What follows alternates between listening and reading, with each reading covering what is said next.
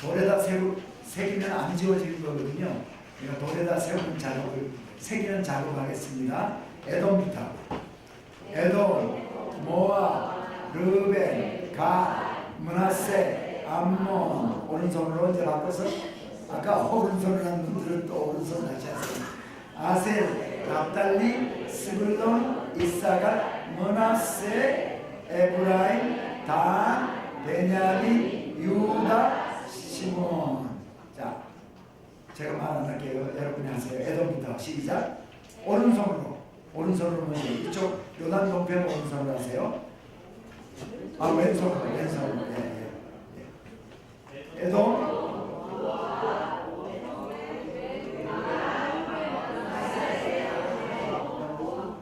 다시 에돔, 모압, 르벤, 갓, 므낫세, 암몬, 아셀, 납달리, 스불론, 므낫세,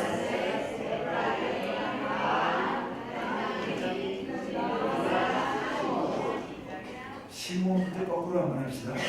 시몬, 유다, 베냐민, 단, 에브라임, 므낫세, 이사갈, 납달리, 아셀, 암몬, 므낫세, 갓, 르벤, 모압, 에돔. 다시 여기서부터 에돔, 모압, 르벤, 갓, 므낫세, 암몬, 아셀, 납달리, 스불론, 이사갈, 므낫세, 에브라임, 단, 베냐민, 유다, 시몬.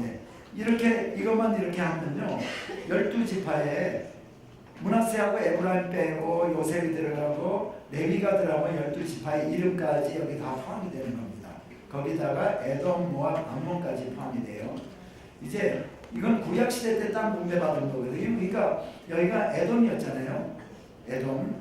나중에요, 신약시대 때 들어와서 신약 예수님 탄생하기 전에 그러니까 200년 전쯤, 약 200년 그때쯤에는요, 이 에돔 사람들이 이쪽 유다 지파 땅 밑에 쪽으로 와서 살아요. 그래서 그 사람들 에돔을 이두메라고 합니다. 이두메.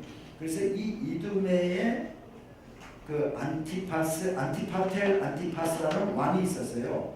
그 안티파텔이라는 사람의 손자가 누구냐면 헤롯이에요. 그래서 헤롯 대왕은 에돔 족속이에요. 그래서 이거를 에돔, 구약시대 때는 에돔이라고 이렇게 했지만은 이제 헬라말로 이렇게 되면서 이두메라고 되거든. 그래서 이두메 사람 중에서 그때 왕이었던 헤롯 대왕의 할아버지가 왕이었었는데, 나중에 마카비 혁명을 일으키고 나서 하스모니안 왕조가 통치를 하게 되는데, 이제 지금 마지막 시간에 할 이야기를 잠시 말씀을 드리는 거예요.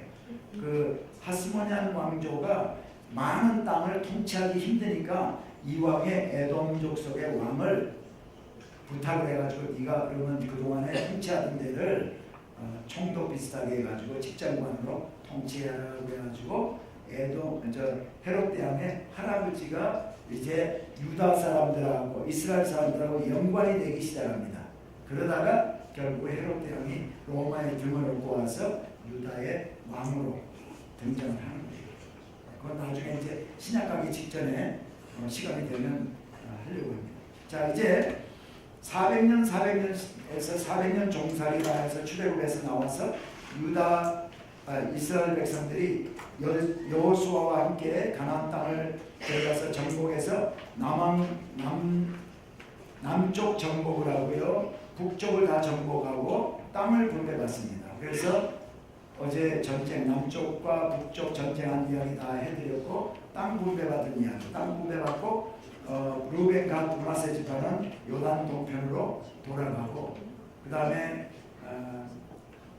레위 지파가 또 자기들 성읍을 이제 분배를 받은 후에 여호수아가 고별사를 하고 죽게 되는 게 여호수아서의 마지막입니다.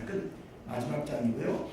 여호수아서는 제가 어제 말씀드릴 때 여호수아서를 기록한 목적 또는 그 안의 내용들은 신실하신 하나님을 우리한테 보여주고 약속하신 대로 아브라함과 이삭과 야곱에게 약속하신 대로 그 땅으로 인도하신 하나님, 그리고 또 하나님께 여호와 하나님께 순종한 이스라엘 백성들에게 승리를 안겨준 여호와의 이야기다, 그렇게 말씀을 드렸어요. 자, 사사의 첫 번째 사사는 누굴까요? 첫 번째 사사는요, 여호수아입니다. 여호수아. 자, 이제 원래는 하나님께서 이스라엘 백성들을 아브라함의 후손들을 종살이한 400년 동안 종살이하게 하고 아브라함과 이삭과 야곱에게 약속한 땅으로 인도를 했어요. 제가 계속해서 말씀드린 게 하나님 나라를 하나님께서는 세우기 위해서. 그래서 가나안 땅에 들어와서 하나님 나라를 세웠으니까 왕이 누굴까요?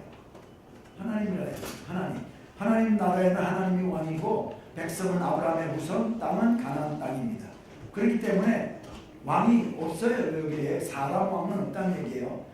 그런데 이스라엘 백성들이 사사시대 400년 여호수아 이후에 쭉 하나님 없이 여기면서 살았단 말이죠. 하나님 없는 것처럼 살았어요. 그래서 지금 사사가 뭐냐? 영어로는 judge, 재판관이에요. 재판장인데 전쟁이 일어날 때는 이스라엘 백성들을 데리고 나가가지고 전쟁을 하는 군대 장관이에요. 지금으로 말하면 군사령관, 총사령관이고, 그 다음에 평상시 전쟁을 안 할 때는요, 어드바이저리 역할 또는 이렇게 재판장의 역할. 그래서 무슨 백성들끼리 문제가 있어가지고 뭐 다툼이 있든지 하면은 우리가 지금 민사소송 해가지고 하듯이 사사한테 와가지고 문의를 해서 사사가 판결을 해주고 다 그런 역할들을 했던 사람들이 바로 사사란 말이죠. 근데 그래서 외침을 막는 군대 장관으로 자지, 평상시에는 자지 역할을 했다. 근데요, 사사는 영적인 역할을 하지 않았습니다. 다시 말하면 우리 성경에 등장하는 직분들을 한번 생각해 볼까요? 첫 번째는 뭐예요? 제사장이 있죠. 그 다음에 선지자가 있죠. 그 다음에 왕이 있죠. 그 다음에 사사가 있어요. 근데 제사장은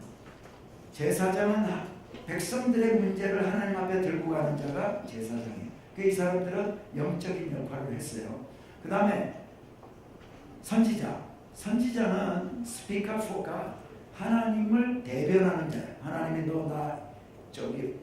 왕한테 가서 이 얘기해라. 어디 가서 이스라엘 백성들에게, 유다 백성들에게 이 얘기를 전하라고 말씀을 주면 가서 전하던 사람들이 선지자예요. 그래서 선지자와 제사장은 영적인 역할을 했던 사람들이에요. 왕도 영적인 역할을 한 사람은 아니지만은 하나님을 경외하는 자라야 왕을 할 수가 있는 거예요.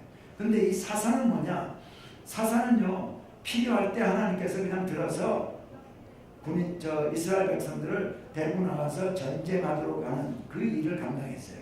왜 영적인 역할을 하지 않았다 하는 것을 알 수 있냐면, 기드온과 같은 사람을 보면은 기드온 가서 미디안과의 전쟁에서 승리하게 했지만은 나중에 돌아올 때 거기서 뺏은 은부치 가지고요, 에봇을 만들고 드라빔을 만들고 해가지고 사람들로 하여금 음란하게 그 하나님 이외에 이런 우상들을 섬기게 한 장본인이거든요. 입다 같은 사람 보면은, 물론 내가 여기 어린이 희생제물 이렇게 했는데, 입다는 원래 조폭이에요. 조폭.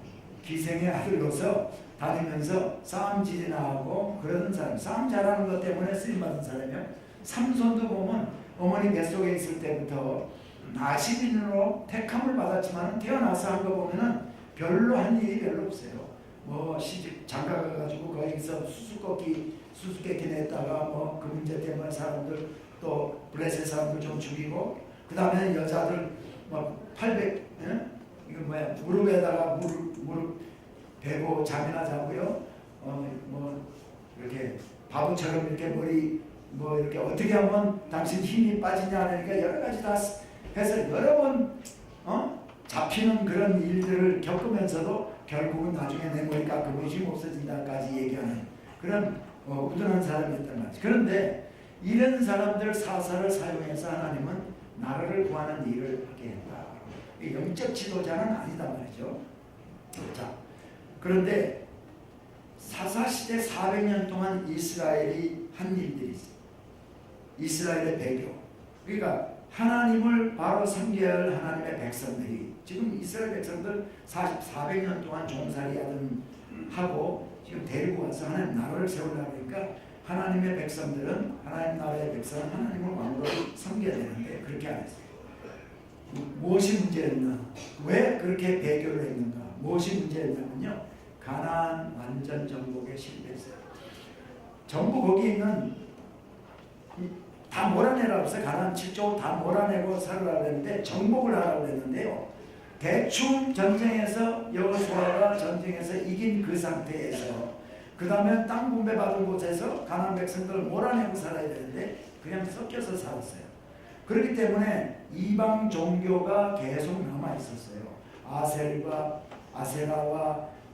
아세라와 바알과 이런 이방 가나안 백성들이 섬기는 종교, 신들 그게 그냥 남아 있었거든요. 그러므로 말미암아 어떤 결과가 있었냐면 사사기 10장부터 21장에 이르는 이런 타락한 삶을 이스라엘 백성들이 살게 되었다. 자, 이스라엘 백성들이 가나안 땅에 들어갔을 때요. 이스라엘 백성들은 청동기 문화였고 그 다음에 종살이했던 사람들이에요. 들어가서 보니까 가나안 사람들은 농경사회, 농사짓고 막 이렇게 하면서요. 문명이 껴여 있었고 그때 거의 다윗 시대쯤 돼가지고요. 철기 시대로 이미 들어가 있었어요. 그런데 하여튼 그러니까요. 가서 이렇게 보면은 우리보다 잘 사는 사람들 보면은 그 사람들 자꾸 따르게 되잖아요. 저 사람들 하나님 안 섬기고 바알 섬기는데도 농사도 잘 되고 잘 먹고 잘 살아.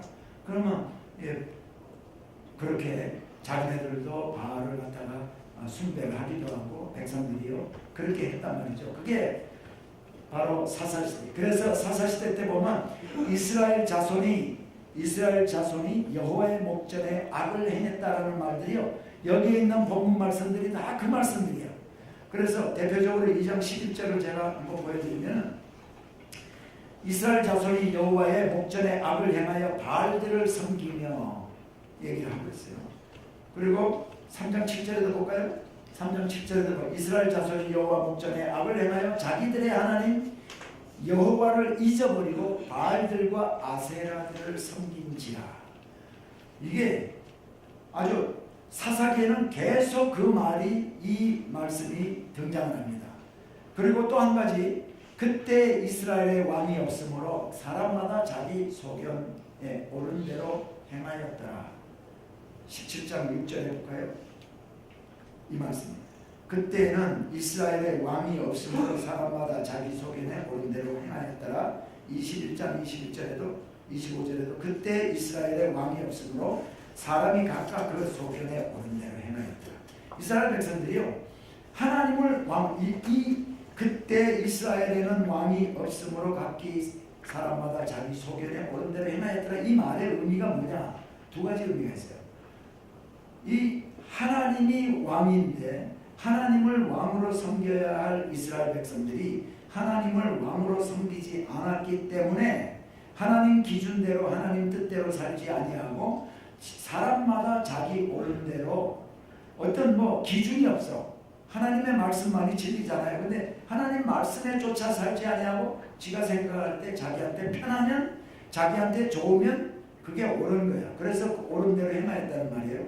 그리고 얼핏 생각하면 이스라엘에 아직까지 왕을 안 세웠기 때문에 왕이 없다라는 말로 우리가 오해를 할 수 있지만 그 말씀보다는 그것보다는 하나님을 왕으로 섬겨야 할 이스라엘 백성들이 하나님을 왕으로 안 섬겼기 때문에 각기 자기 뜻대로 자기 마음대로 행하였더라. 네, 지금 오늘날도 포스트 모더니즘이 뭐예요? 자기한테 기준이 없어. 뭐든지 옳고 그런 거에 기준은 분명히 있는데도 불구하고 그것을 기준으로 삼지 아니하고 나한테 유익하면 그건 좋은 거야. 옳은 거야.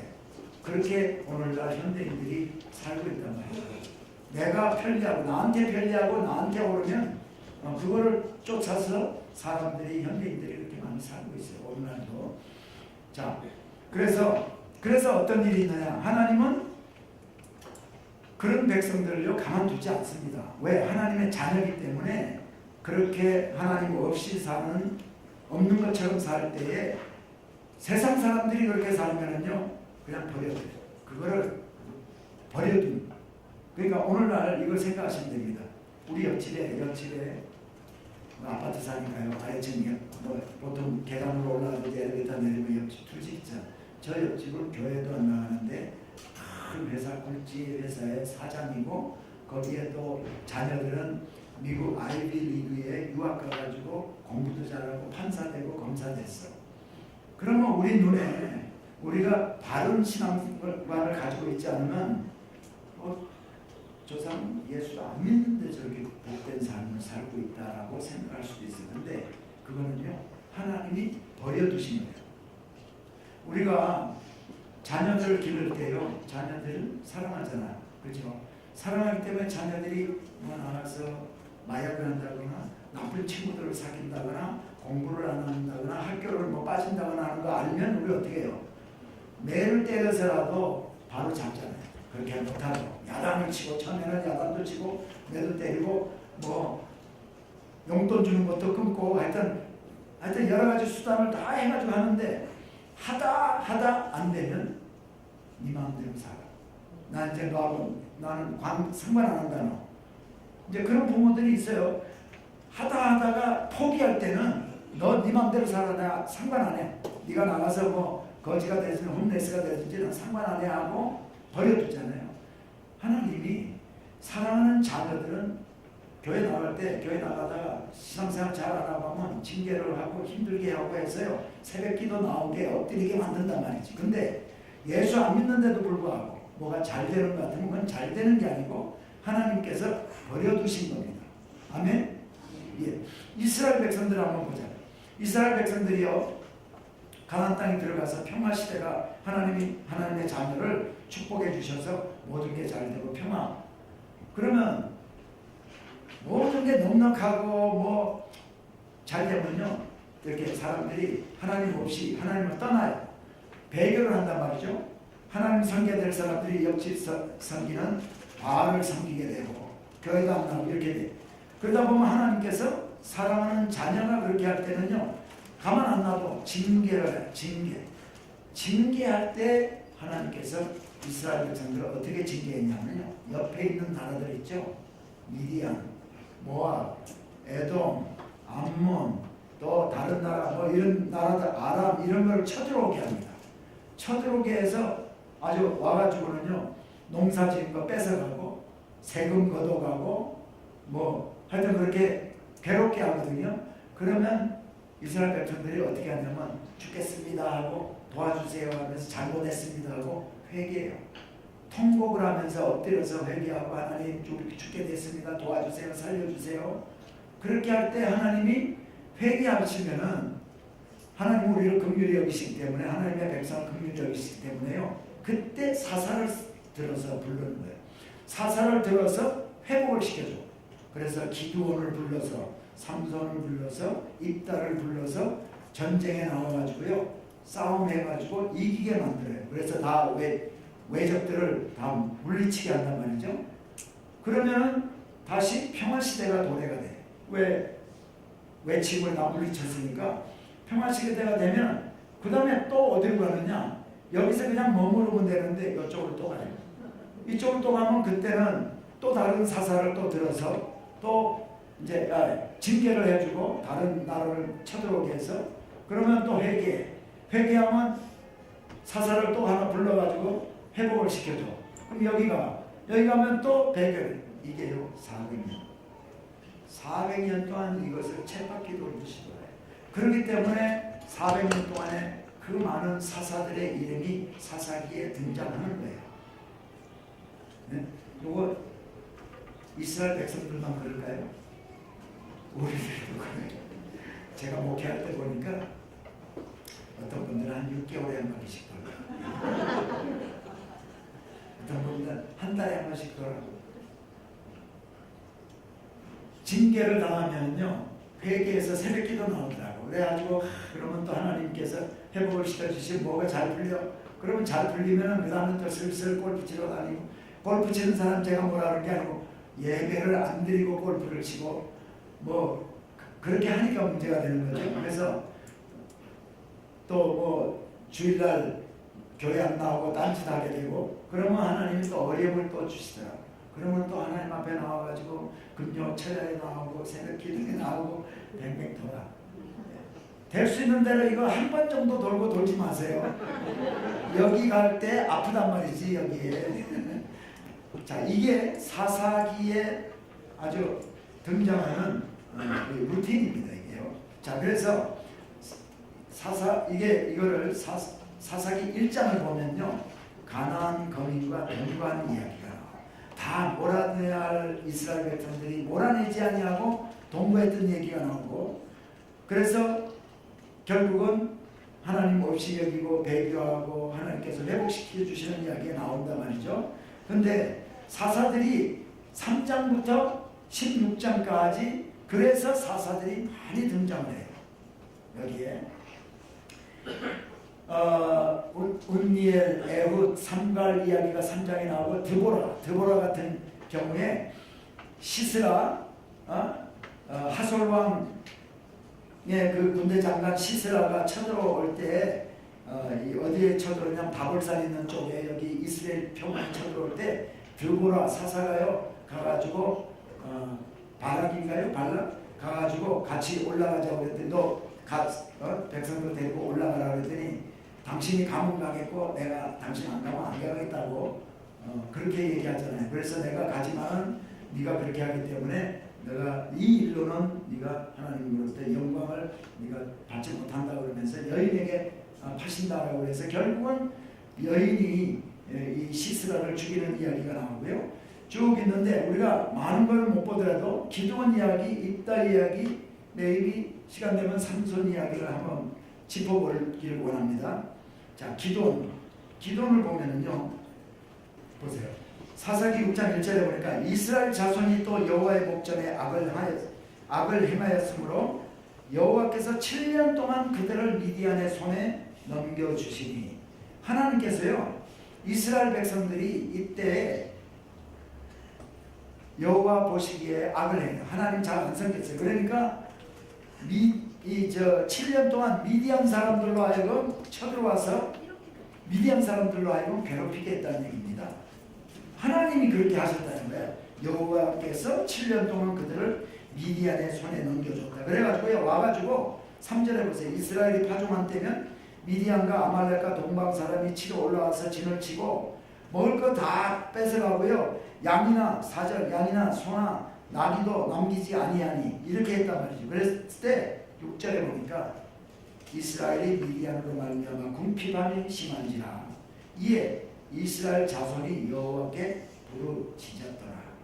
그래서 하나님 죽겠다고 도와달라고 그렇게 했더니요 하나님께서 그때 기드온이라는 사람을 사용하는데 11절을 보시니까 6장 11절에 보면 여호와의 사자가 아비에셀 사람 요아스에게 속한 오브라에 이르러 상수리 나무 아래 앉으니라. 마침 요아스의 아들 기드온이 미디안 사람에게 알리지 아니하려 하여 밀을 포도주 틀에서 타작하더니, 이 기드온이라는 사람은 므낫세 지파 중에 한 사람인데요. 이 사람은 몰래 미디안 사람한테 곡식 타작한 거 빼앗길까봐 몰래 포도주 짜는 틀에서 곡식을 타작을 한 것을 얘기를 하고 있어요. 그랬더니 그때 여호와의 사자가 기드온에 나타나 이르되 여호와의 큰 용사여 여호와께서 너와 함께 계시다 하면서 이제 사명을 주는 거예요. 14절에 보니까 여호와께서 그를 향하여 이르시되 너는 가서 너의 힘으로 이스라엘을 미디안의 손에서 구원하라. 내가 너를 보낸 것이 아니냐. 네 힘으로 가가지고 이스라엘 백성들을 미디안에서부터 구해라. 이렇게 얘기하니까요. 기드온이 기가 찬 거예요. 이 사람은 겁쟁이고 두려워서 몰래 숨어가지고 곡식 빼앗길까봐 포도주 짜는 틀에서 곡식을 타작하던 사람인데 갑자기 천사가 나타나가지고 큰 용사여 하면서 너 하나님께서 너를 보냈다. 네가 가서 이스라엘 사람들을 미디안의 손으로부터 네 힘으로 나와서 구원해라 이렇게 하니까요. 놀래가지고 만일 주께 17절에 보니까 주께 은혜를 얻었사오면 나와 말씀하신 이가 주 되시는 표징을 내게 보이소서. 당신이 말씀하시는 이가 하나님께서 이렇게 널 보냈다라고 그러니까 하나님께서 하신 표징을 보여주세요. 제가 계속해서 몇 번 말씀드리게 표적. 하나님이 당신한테 그렇게 해가지고 하나님이 나한테 일을 시킨다는 표적 보여주세요 하고 얘기를 해요. 그랬더니 그래서 내가 예물을 가지고 오겠습니다. 그러니까 예물을 이렇게 받는 것을 보여달라고 이제 얘기를 해서 예물 국을 가지고 오고 19절에 보니까 기도원이 가서 염소 새끼 하나를 준비하고 가루 한 에바로 무게봉을 만들고 고기를 소쿠리에 담고 국을 양푼에 담아 상수리 나무 아래 그에게로 가져다 드리매 국을 부으라. 바위 위에 놓고 국을 부으라. 고기 위에 국을 부으라 그래요. 그러니까 불이 내려와도 잘 안 타게 아주 물로 적시는 거예요. 우리 또 그렇게 한 적이 있죠. 누구죠? 엘리야가 아세라하고 바알 선지자들하고 대결할 때 물 갖다 부으라 그래가지고 그런 적이 있잖아. 그것처럼 아주 잘 타지 않는 조건을 만들어 놓고는 그랬더니 지팡이를 대가지고 대서 하늘에서 그 지팡이에서 불이 나와서 태우는 것을 재물을 받는 것을 보여줘. 그것 가지고도 부족해가지고요. 이 기도원이 얘기하는 게 뭐냐면 그러면 양털 갖다 놓을 테니까 마당에 갖다 놓을 테니까 마당은 안 적고 양털만 적게 하세요. 그것도 보여줬어요. 그런 일이 있을 수 없잖아요. 그런데 그런 일이 있을 수 없는 일이 일어난 걸 보니까 하나님이 하신 건데 그것 가지고도 안 믿어. 그러니까 이번에는 거꾸로 딴 데는 다 적고 양털은 안 적게 해주세요. 또 그래서 그것도 보여줍니다. 그래가지고는 결국은요 이 기드온이 므낫세 지파의 기드온이 이제 전쟁을 나가게 되는데 보니까 33절에 보면 그때 미디안과 아말렉과 동방 사람들이 다 모여 요단강을 건너와서 이스라엘 골짜기에 진친지라. 자, 여러분 지도 있죠? 지도. 이 지도 말고 이거 지도는요 제가 이제 다른 지도에서 그걸 보고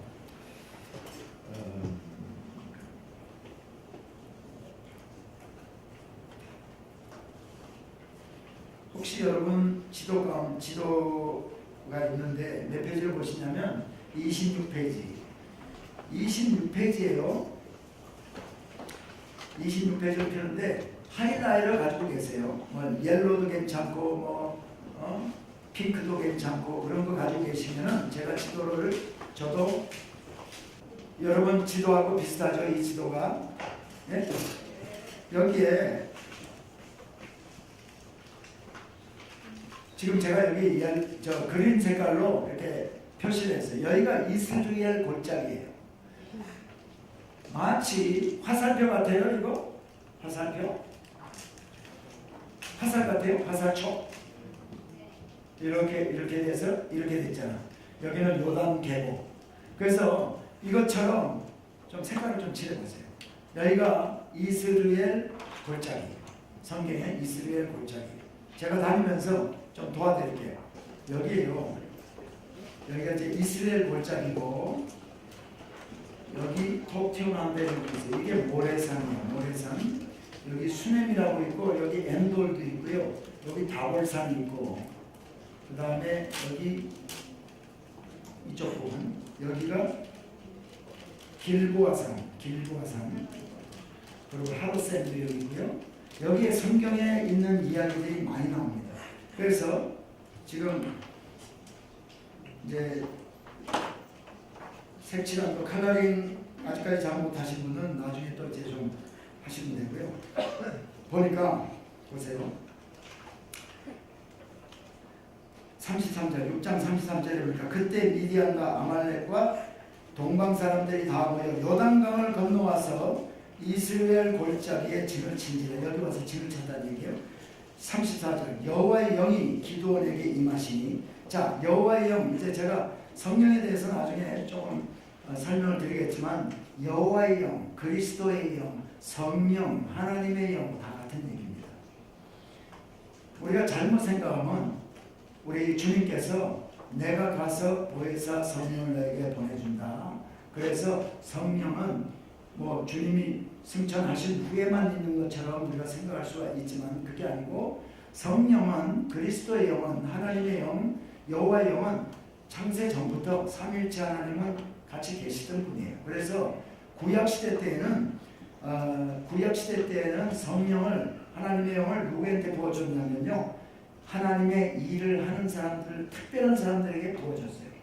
그래서 이스라엘 백성들이 출애굽하고 나서 광야 생활을 할 때 성막을 짓는 부살렐과 오홀리압이라는 사람에게 성령을 부어줘서 성막 짓는 일을 하게 했어요. 지금 여기 기드온에게도 원래 기드온이 성령 없는 사람이에요. 그런데 기드온이 하나님의 영이 기드온에게 임하시니 그때 임한 거예요. 그 다음에 나중에 왕정시대에 들어가서도 보면은 사울에게 성령이 하나님의 영이 이제 부어졌고 다윗에게 부어졌고 나중에 사울에게 있었던 하나님의 신이 떠나서 악령이 거기 들어갔다라고 나오잖아요. 그러니까 구약시대 때는 특별히 하나님이 사용하는 자들에게만 성령을 부어줬어요. 하나님의 영을 부어줬다면 오늘날은요 예수 그리스도를 구세주로 영접하면 그리스도의 영이 우리에게 임해요. 너는 내 것이다. 인침으로 말미암아 도장 찍는 것처럼. 그러니까 여러분이요 마음 중심으로 예수님을 주님 나는 죄인입니다 고백하고 마음으로 예수님을 마음 중심으로 누가 뭐 전도 폭발이 왔든지 해가지고 누가 예수 믿어야 돼요 그러면서 해서 체면 봐서 온 사람 체면 봐서 믿겠습니다 하고 이거 말고 진짜 마음 중심으로 예수 그리스도를 구세주로 영접하면 그때 우리의 신분이 바뀌게 되는 거예요. 그때 우리는 하나님의 자녀가 되고 천국 백성이 되고 영원히 죽을 수밖에 없는 신분에서 영원히 살 수 있는 신분으로 바뀌게 되는 거예요. 그래서 우리를 새로운 피조물이 되었다라고 얘기를 하는 거예요.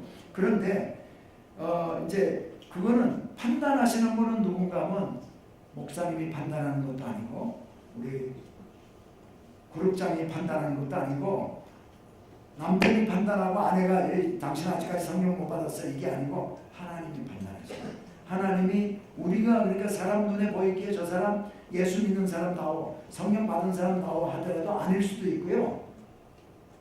또 우리가 보기에는 뭐 이렇게 아닌 것 같아도 하나님이 보시기에 그 믿음이 예수 그리스도 구세주로 영접할 때 그게 진실된 마음으로 믿어 의에 이르고 입으로 시인해서 구원에 이른다고 그랬잖아요. 그러면은 하나님의 자녀로 삼는 거예요. 근데 구약에는 특별히 하나님이 일시키는 사람, 일하는 사람들에게만 성령이 임했다. 그 구약과 신약의 성령의 사역의 그 차이를 나중에 제가 신약을 하게 될 때 좀 더 자세히 말씀드릴게요. 그런데 그래서 기드온이 나팔을 불어요.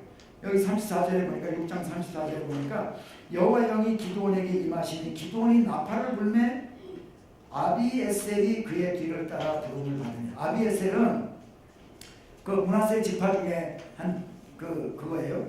그리고 또 35절에 보니까 기드온이 사자들을 온 므낫세에 두루 보내매 그들도 모여서 그를 따르고 므낫세 지파가 다 이제 나왔습니다. 그 다음에 사자들을 어디로 보내요? 아셀과 스불론, 아셀, 납달리, 스불론 있잖아요. 아셀과 스불론과 납달리로 보내면 아셀, 납달리, 스불론, 이사갈만 안 보냈어. 이사갈, 아셀, 납달리, 스불론, 이사갈, 므낫세잖아요. 지금 이 기드온은 므낫세 지파야. 므낫세 지파가 요 근처에 있는 아셀, 납달리, 스불론을 나팔을 불러가지고 사람 불렀더니 그들 그 무리도 올라와 그를 영접하였다. 이제 전쟁하러 이 사람들이 다 왔단 말이야. 여기서 나팔을 불렀다는 얘기는 전쟁 나가자 하고 부르는 나팔이에요. 근데 제가 그 시간이 없어가지고 여리고성 정복할 때 얘기를 좀 그 나팔에 대해서 말씀을 안 드렸는데요. 거기에 보면 여호수아가 이스라엘 백성들하고 여리고성을 돌 때 불렀던 나팔은 양각 나팔이에요. 그리고 이런데 전쟁에서 불는 나팔은 원래 은제 나팔이에요. 은으로 만든 거. 은제 나팔. 전쟁에 나갈 때 모여라, 뭐 전쟁 나가자, 이거는 은제 나팔을 부르고요. 부 해가지고 부는 거는 이거는 양각 나팔이에요. 양각 나팔은 언제 부르냐? 축제 때 불어요. 축제 때 솔로몬이 아버지 다윗이 죽고 솔로몬이 기혼샘에서 제사장들이 기름을 붓고 나귀에다가 태워가지고 나귀 타고 올라갈 때 그때 양각나팔을 불어요. 그러니까 양각나팔은 축제 때 부는 거예요. 그러니까 이스라엘 백성들이 여리고를 돌 때 양각나팔을 부른 거는 벌써 하나님이 그 도르라고 했기 때문에 이거는 우리 거야. 이미 축제 나팔을 부른 겁니다. 근데 지금 여기는 전쟁하러 나가자 전쟁 나팔 부른 거예요.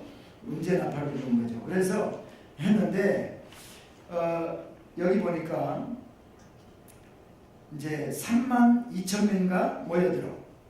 보세요. 7장에 보면은 자 7장 1절에 보면 여룻바알이라 하는 기드온과 그를 따르는 모든 백성이 일찍이 일어나 하롯셈 곁에 진을 쳤고 여기가 길보아 산인데요. 여러분 칼라링 했을 때 이 부분이 있죠. 길보아 산인데 여기 하롯셈이라고 있어. 하롯셈. 여러분 지도에서 찾으셨어요? 네. 하롯셈. 네. 하롯셈 일찍이 일어나 하롯셈 곁에 진을 쳤고 미디안의 진영은 그들의 북쪽이에요. 하롯셈의 북쪽이면 여기거든요. 지도는 저기가 북쪽이니까 북쪽에 뭐라고 했어요? 미디안의 진영은 그들의 북쪽이요. 모래산 있죠? 모래산 앞 골짜기, 이 골짜기, 하롯벨리, 이 골짜기에 진을 쳤더라. 그러니까 여기 이스라엘 백성들은 여기 진 쳤고요. 미디안 사람들은 여기 진을 쳤어. 그래서 지금 마주보고 전쟁을 하려고 하는 거예요. 그러니까 성경이요. 이거 지리 펴놓고 하면은 아주 실감나게 우리가 성경을 읽을 수가 있다니까요. 그래서 이제 제가 여기 칼라림을 해라고 했던 이유는 뭐냐? 요 주위에가 우리가 성경에 나오는 도시들이 많아요. 지명들이 많기 때문에 칼라림을 해놓고 보면 확 눈에 띄니까. 자, 그런데 2절에 보니까 이렇게 얘기합니다. 여호와께서 기드온에게 이르되 너를 따르는 백성이 너무 많은즉 내가 그들의 손에 미디안을 넘겨주지 아니하리니 이는 이스라엘이 나를 거스려 스스로 자랑하기를 내 손이 나를 구원하라. 그래서요 돌아가라고 얘기합니다. 두려워서 떠는 자 누구든지 지금이라도 마음 바뀌면 전쟁 나가기 싫은 사람 집에 다 가세요. 이랬더니 22,000명이 돌아갔어요. 남은 자가 10,000명입니다. 10,000명인데 10,000명을 5절에 보니까 이에 백성을 인도하여 물가로 내려가면 이 4절에서 보니까요 하나님께서 뭐라 하냐면 하룻셈에 가서 물을 먹여봐라 그렇게 얘기해요. 그래서 10,000명 이스라엘 백성들은 남은 10,000명을 데리고 하룻셈에 가서 물을 먹으라고 그랬더니요 물을 먹는데 사람들이 무릎을 꿇고요 무릎을 꿇고 이렇게 해가지고 이렇게 물 먹는 사람이 있는가 하면은 이렇게 해가지고 옆에를 보이면서 이렇게 해서 개처럼 핥아먹었다 그래요. 핥아먹은 사람들이 있어. 그래서 따로 세워봤어. 엎드려서 물 먹은 사람 여기 쓰고 이렇게 물 떠서 핥아먹은 사람 이쪽에서 했더니 엎드려서 먹은 사람 9,700명 핥아먹은 사람 300명. 그래서 하나님께서요 그렇게 따서 9,700명 집에 보내라. 그래서 300명 남았어요. 300명. 자, 이 300명을 우리는 뭐라 하냐면 기드온의 무릎을 꿇지 아니한 300용사라고 얘기를 하거든요. 그러면서 이런 얘기 들어보셨을 겁니다. 분명히. 전쟁에 나가는 군인은 전쟁에 나가서 이렇게 뒤통수를 말이야 자기다 노출하고 물을 엎드려서 이렇게 먹는 거는 뭐 군인의 자세가 아니야.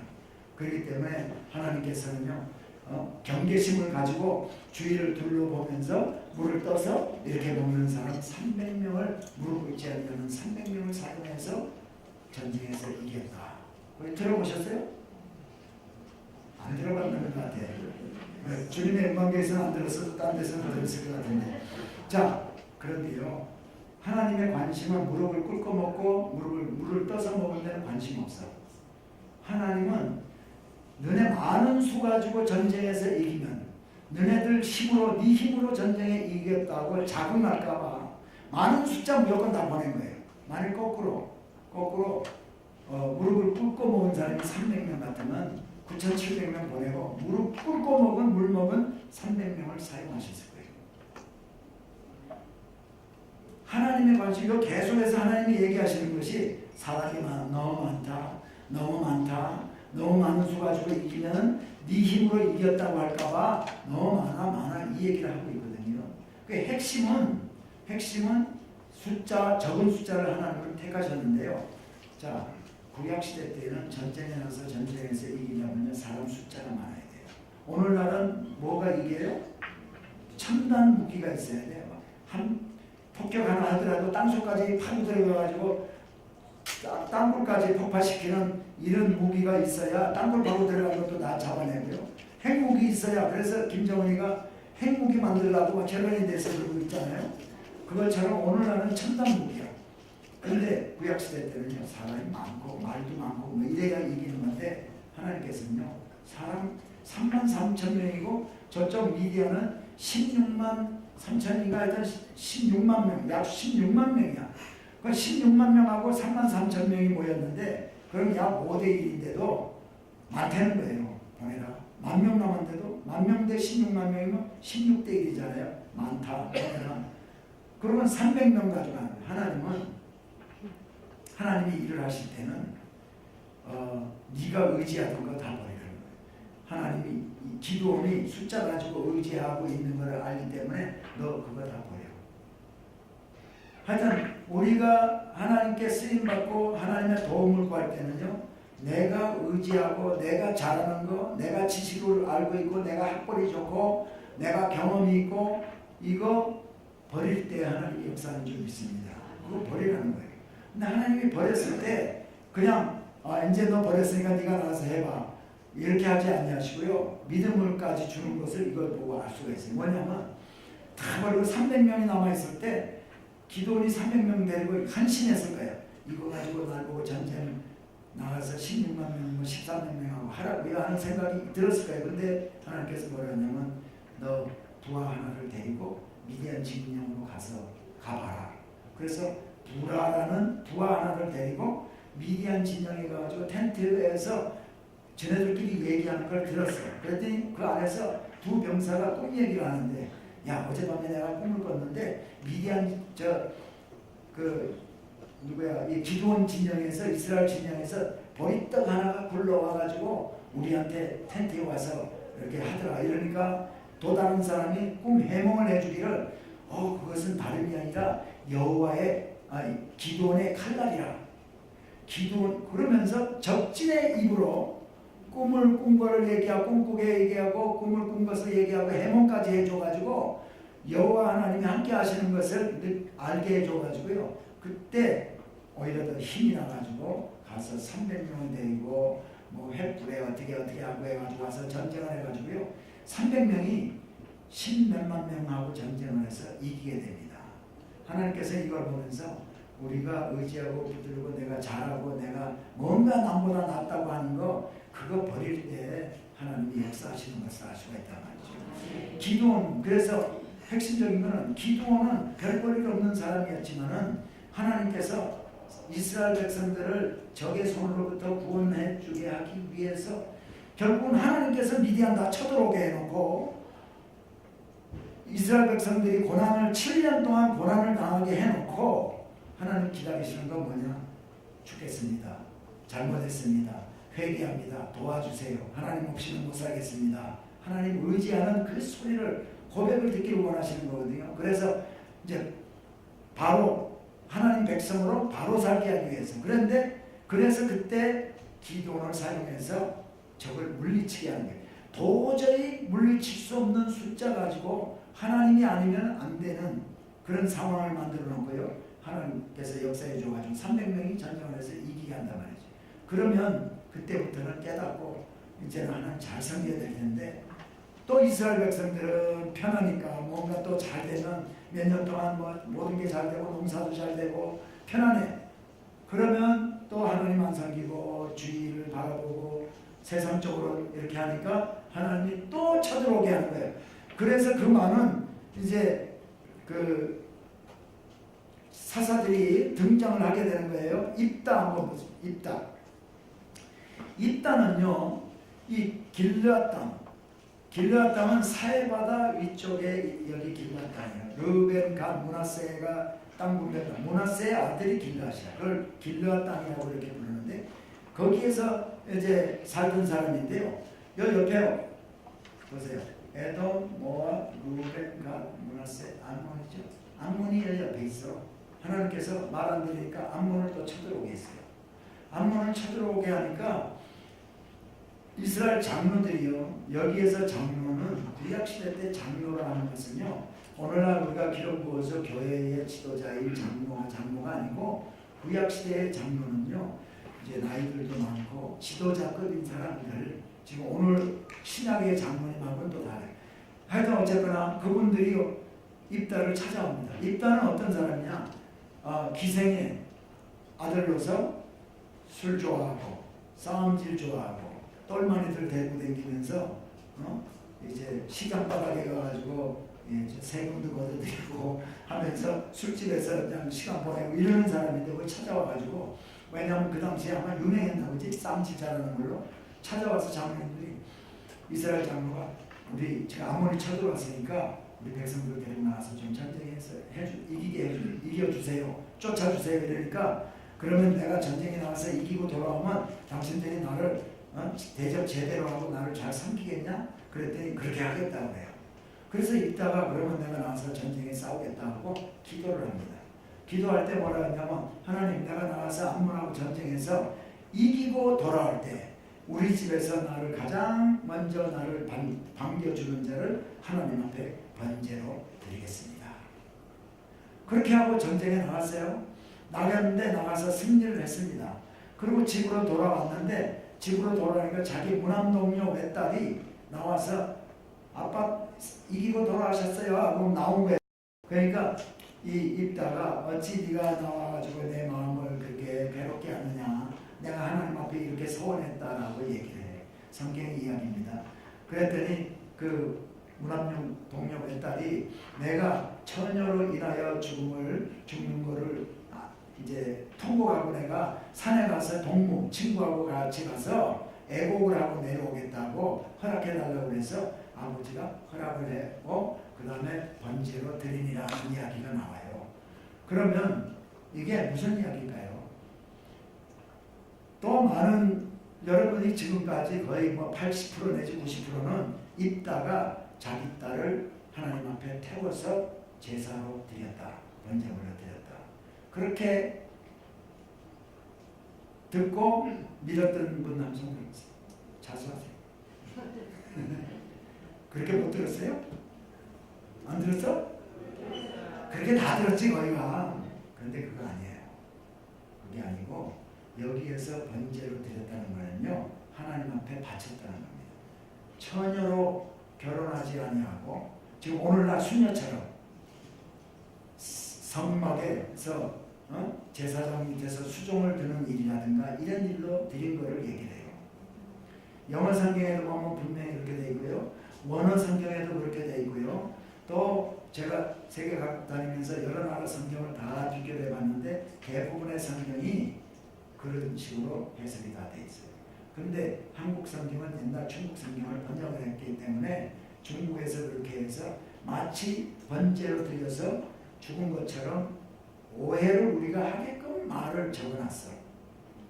근데 원래는 그런 의미가 아니고 왜 그런가 하니까 첫째, 하나님은 사람 태워서 바치는 것을 가증하게 여기는 분이야. 그 하나님이 기뻐하는 거라야 하나님 앞에 그렇게 드리지. 그죠? 그래서 만일 있다가 뭘 몰라가지고 그렇게 예를 들어서 그렇게 태워서 죽이는 번제를 하나님 앞에 기뻐하는 줄 알고 그렇게 드리겠다라고 서원을 하고 와서 그렇게 드리려고 하더라도 이스라엘의 장로님들이 그걸 허락을 했겠어요? 안 했겠지. 그리고 성경에 분명히요.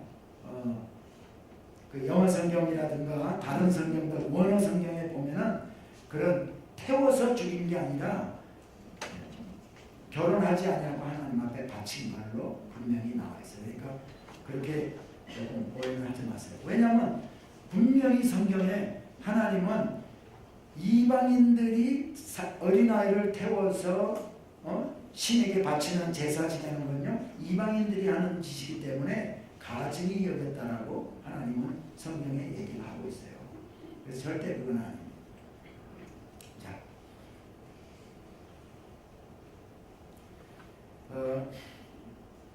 자, 삼손의 이야기는 우리 건너뛰고요. 사사기의 주제 2장 11절부터 19절에 보면은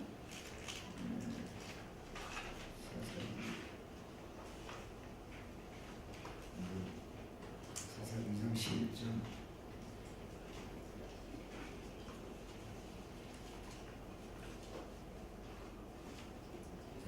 사사기 2장 11절 이게 그 사사기 안에 있는 주제를 한마디로 얘기하면 2장 11절부터 19절에 제가 읽어드릴게요. 이스라엘 자손이 여호와의 목전에 악을 행하여 바알들을 섬기며 애굽 땅에서 그들을 인도하여 내신 그들의 조상들의 하나님 여호와를 버리고 다른 신들 곧 그들의 주위에 있는 백성의 신들을 따라 그들에게 절하여 여호와를 진노하시게 하였으되 곧 그들이 여호와를 버리고 바알과 아스다롯을 섬겼으므로 여호와께서 이스라엘에게 진노하사 노략하는 자의 손에 넘겨주사, 이 노략하는 자의 손이요 그 주위에 있는 이방 나라들을 얘기하는 거예요.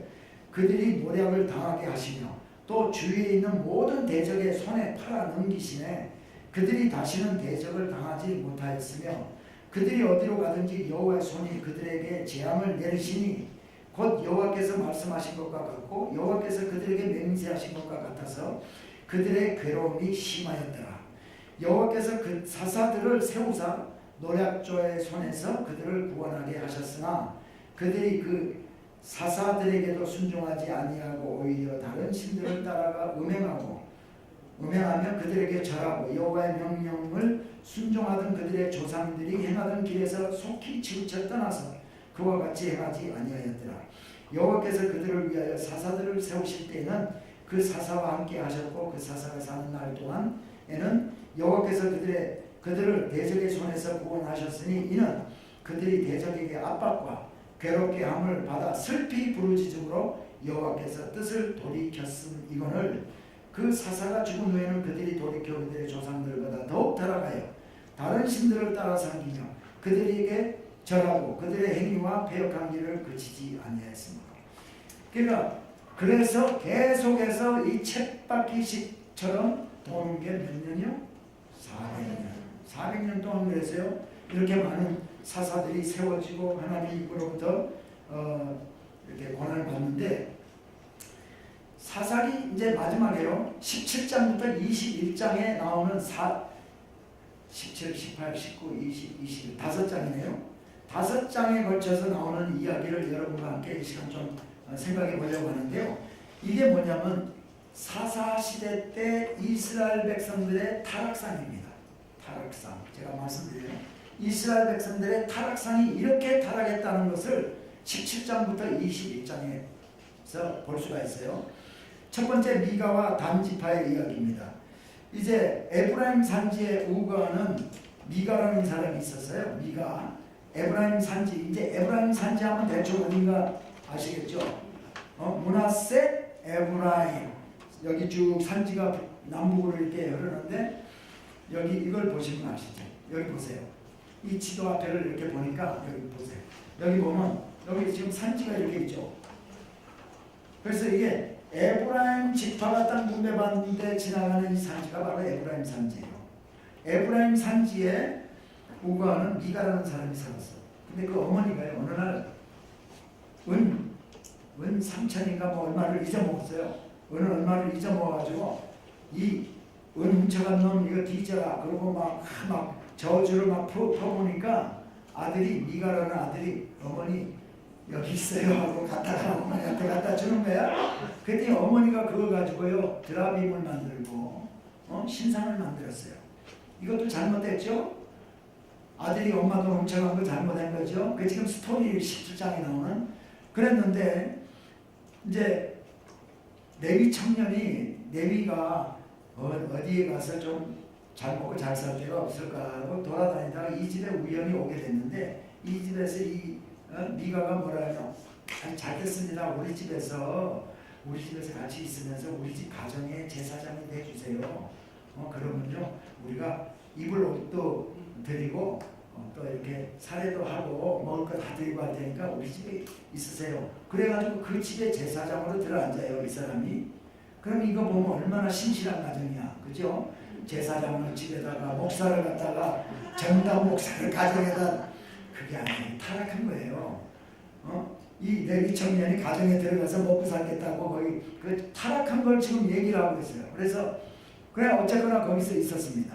있었는데 단 하면 이제 또 기억을 하셔야지. 아셀, 납달리, 스불론, 이사갈, 므낫세, 에브라임, 단. 이 단 옆에 지중해요. 지중해 여기가 이제 여기 보면 여러분 여기 해안 평야지대 있죠? 여기 앞에서 보면 더 잘 나와. 자 여기 영어로 되면 6페이지에 이렇게 보면요. 여기 산지가 이렇게 있고 우리 아까 색칠했던 그림 화살표 있는데 여기 이스라엘 골짜기 여기 있고 여기 지금 평야지대 있죠? 여기 크게 써 있는 게 뭐라고 써요? 샤론 프레임 있죠?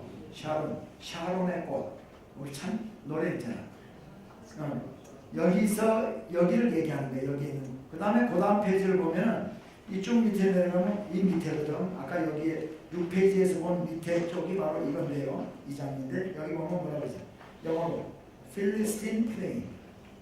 필리스틴 플레인이 블레셋 평원이야. 한국말로 얘기하면.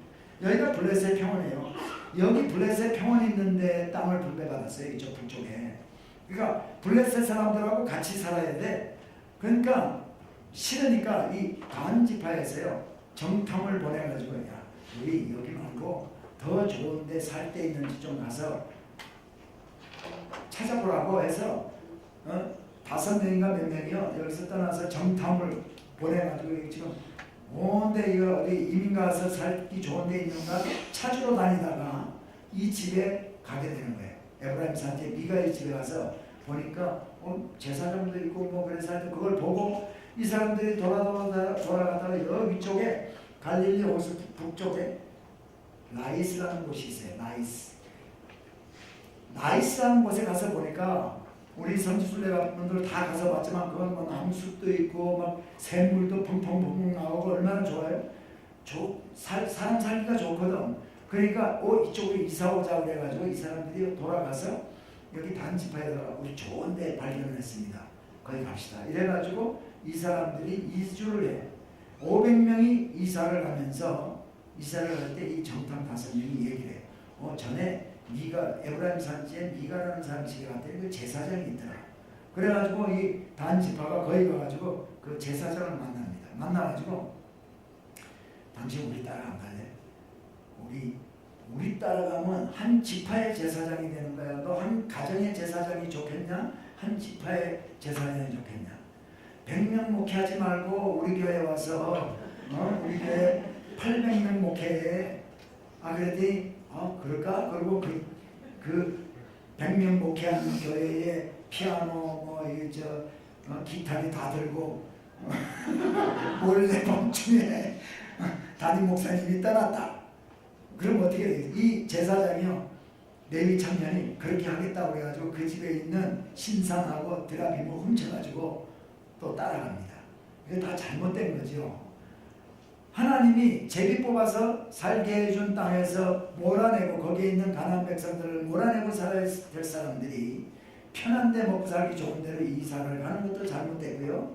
가다가 또 레위 청년한테 한 지파의 제사장이 낫지 않냐 한 가정보다 이래가지고 또 데려갈 때 레위 청년이 또 훔쳐가지고 가는 이것도 또 잘못됐고 지금 사사시대 때 각기 자기 소견대로 옳은 대로 행하였다라는 걸 지금 설명해주고 있는 게 17장부터 21장이야. 그래가지고요 이제 갑니다. 그러니까 이런 이야기가 기록이 되어 있고요. 그 다음에 또 어떤 이야기가 있냐면 이제 19장부터 나오는 이야기인데요. 레위 청년이요. 그 사람도 이제 에브라임에 사는 레위 청년이야. 그 에브라임 산지에 사는 레위 청년이요. 철이 있었어요. 이것도 잘못된 거죠. 첩이 있었는데 첩이 또 행음을 했어요. 간음을 했단 말이지. 그러니까 이 남편이 내일 청년이 그걸 알아채고는 친정집으로 내쫓습니다. 친정집이 어디냐면 베들레헴이야. 네? 세겜, 기브아, 베델, 아이, 미스바, 라마, 기브아, 예루살렘, 베들레헴. 그러니까 이쪽 위에서부터 한참 내려가지고 베들레헴의 그 첩을 이제 친정집에다가 있어 너 가서 회개 좀 하고 와야겠다 해서 내쫓았어. 그러고 나서 이제 뭐 얼마를 있다가 지금쯤 회개했겠지 하고 데리고 와야겠다고 종 하나를 데리고 베들레헴에 내려갔어요. 내려가서 이제 장인한테 뭐 이제 인사도 하고 뭐 며칠 있다가 데리고 왔습니다. 그랬더니 그럼 내일 가라. 장인이 내일 데리고 가. 그래서 그 이튿날 내가 가겠습니다. 또 내일 데리고 가라. 내일 데리고 가라. 하루하루 자꾸 연기하는 거예요. 또 어느 날은 내가 안 되겠습니다. 나 오늘 데리고 가야 됩니다. 하고 아마 점심 때쯤 좀 지나가지고 데리고 가려고 이제 그 나귀에다가 태우고 종하고 이제 같이 갑니다. 베들레헴에서 조금 올라오면 무슨 도시를 만나죠? 거꾸로 하면 다 아는데 여러분들 세겜, 실로, 베델, 아이, 미스바, 라마, 기브아, 예루살렘, 베들레헴. 올라오면 예루살렘이 있잖아. 그래서 이제 족장의 길을 따라서요. 이제 그 첩을 나귀에다가 태우고 종이 잡고 같이 올라옵니다. 올라오는데 시간이 좀 아마 좀 있으면 어두워질 것 같으니까 종이 이렇게 얘기해요. 주인님, 저쪽에 여부스가 보이는데 예루살렘이 보이는데 저기 가서 한번 묵어 갑시다. 그랬더니 주인이 뭐라고 하냐면 이대희 청년, 저기는 아직 우리 지파가 사는 데가 아니야. 우리 족속이 사는 데가 아니. 아직까지 거기 여부스 사람들이 살았어요. 남의 이방 민족이 사는 데니까 거기 가지 말자. 여러분들도 그럴 거 아니에요, 그죠? 저기 우리 이왕이면 우리 한국 사람들인데 웅뚱한 데 가서 안 자겠죠. 밤에 위험하니까. 그래서 이제 나중에 그 예루살렘은요 요압 장군을 보내가지고 다윗 시대 때 정복을 해요. 아직까지는 여부스야. 지금 사사 시대니까. 그래서 조금 더 올라갔어. 더 올라가면 어디예요? 기브아에 도착을 했어요.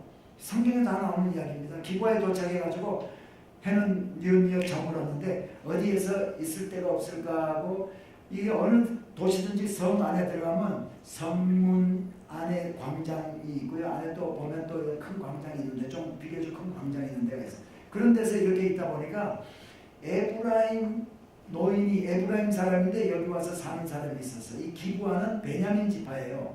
거기에 와서 있는 에브라임 노인이 사람들이 거기서 세상 그리고 있으니까 우리 집에 가서 하룻밤 유수 가세요 하고 데리고 갑니다.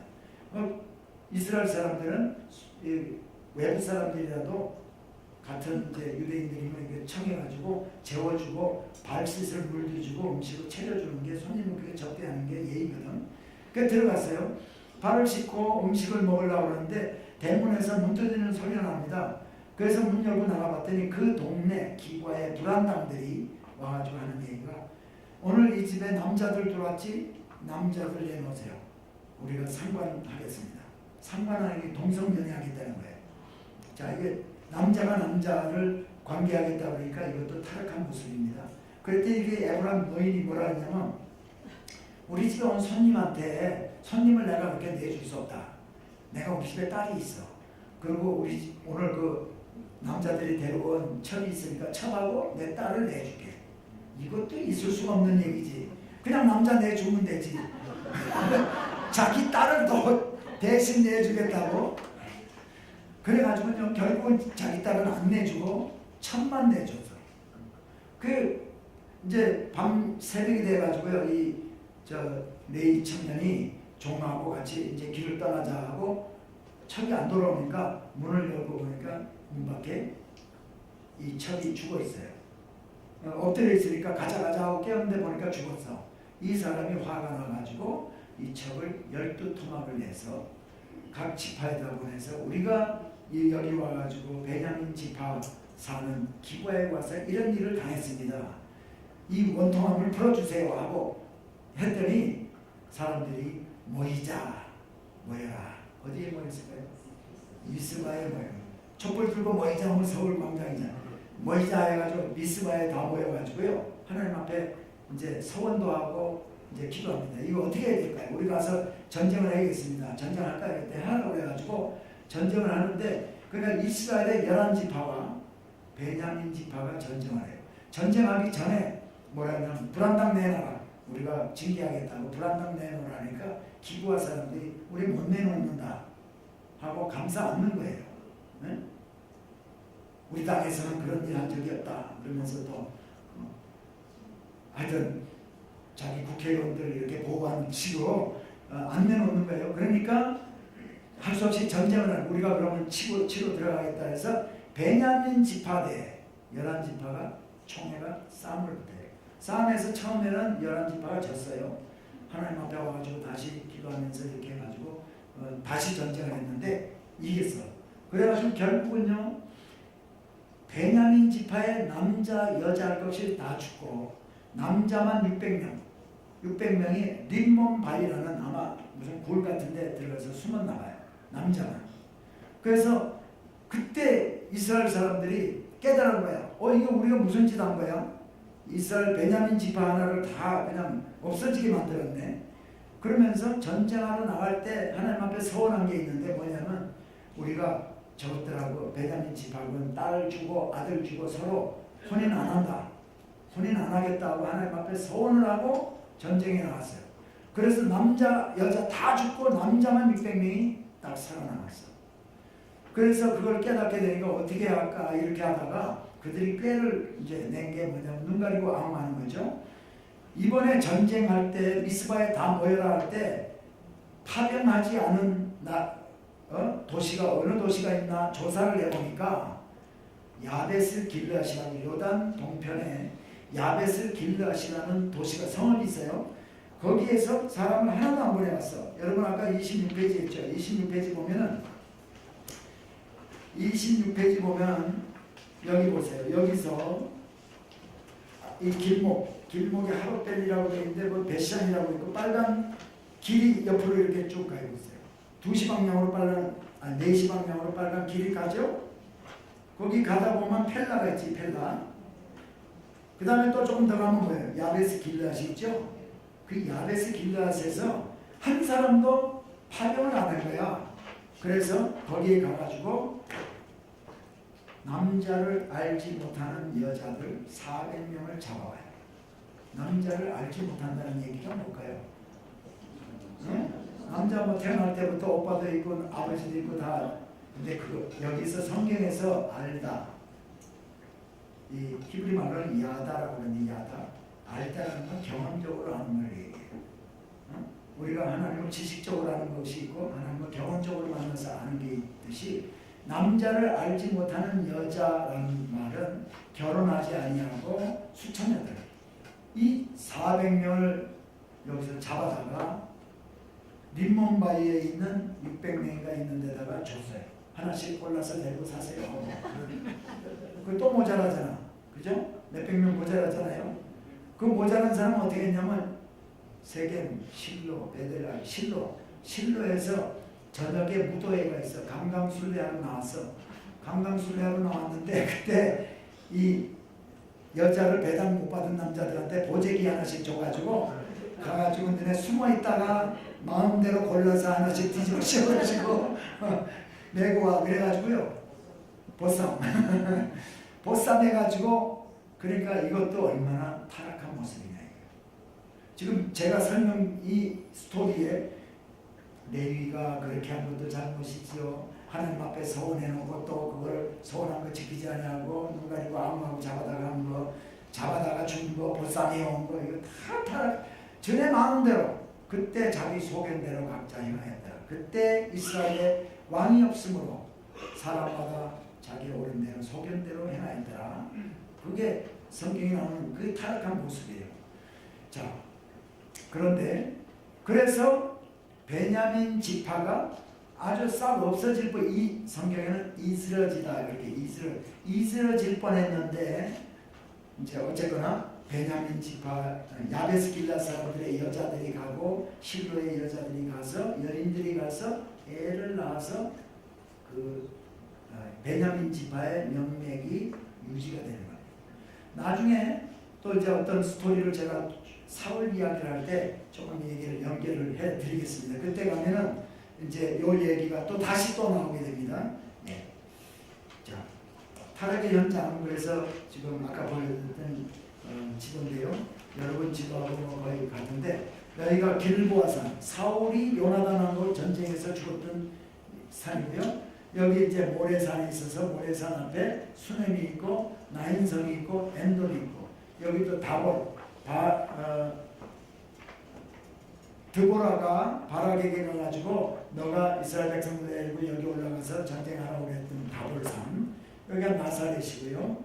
여기 무기또라는 곳이 있고 갈멜산이 여기 있어요. 여기에 수넴이라고 있다고요. 아까 우리 할 때 수넴 찾아드렸죠. 원래 엘리사의 고향이 이쪽이에요. 그래서 엘리사가 늘 어디로 갔냐면 이 하루셈 있는 데를 지나서 수넴을 거쳐서요 갈멜산 수도원에 늘 갔어요. 갈멜산에 가서 기도하고 그렇게 하다가, 이건 제가 지금 11개에 있는 이야기를 좀 잠시 해드리는 거예요. 지도가 여기 나왔기 때문에. 수넴이라는데 수넴 여인이 엘리사를 늘 올 때마다 잘 섬겼어요. 잘 섬기기 위해서 자기 집에 2층을 만들어 놓고 엘리사가 오면 거기에 묵어서 가도록 늘 했거든요. 근데 이 엘리사가 수넴 여인에게 뭐라 했냐면 내년 이맘때에 너 아들 낳을 거라고 얘기해가지고 아들이 태어나잖아요. 아들이 태어나는데 아들이 이제 좀 나이가 이제 이렇게 몇 살 이렇게 됐어요. 됐는데 밭에 나가가지고 부모가 밭일을 하고 있을 때 이 아이가 성경에 그렇게 나왔어요. 아이고 머리야. 그러니까 아빠가 같이 있다가 아이고 머리 하니까 엄마한테 가라 그래가지고 엄마한테 보내. 이 이스라엘 백성들이 꼭 우리하고 같다니까. 데리고 놀다가도 애가 울거나 똥 싸면 엄마한테 보내잖아. 그렇죠? 울면 보내고 징징 짜면 보내고 아프다 그러면 보내고, 이 아버지가 아들을 엄마한테 보내고 엄마의 품에서 이 아이가 죽어요. 그래서 이제 이 아이가 수넴 여인이요 갈멜산까지 가가지고 갈멜산에 가서 엘리사를 데리고 와서 좀 살려달라고 이제 데리고 갔더니, 엘리사가 자기 안 오고 게하시라는 자기 종을 보내려고 그러니까 끝까지 붙들고 늘어져가지고 결국은 엘리사가 와가지고 엎드려서 그게 엎드려가지고 있으면서 살려내는 이야기가 나오잖아요. 그 이야기가 있는 곳이 바로 이 수넴. 그러니까 이 성경의 이야기가 다 이야기가 전개됐던 현장을 지도를 통해서 다 이렇게 발견을 하게 된다니까요.